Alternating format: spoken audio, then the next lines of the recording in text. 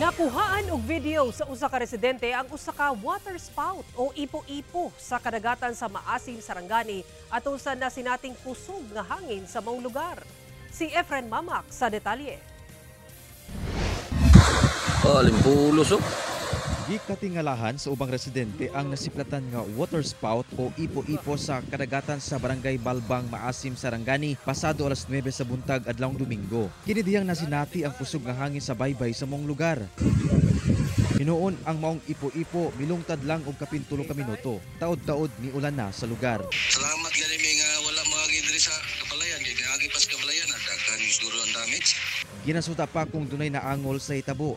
Matud sa Pag-asa, ang maong water spout o ipo-ipo posibleng may tabo kung dunay pagdaot sa panahon.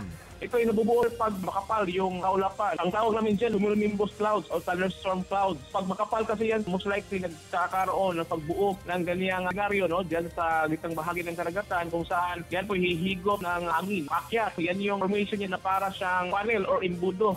Kauban si Gary Balantay ug Bong Vicencio, Efren Mamak. 1 Mindanao.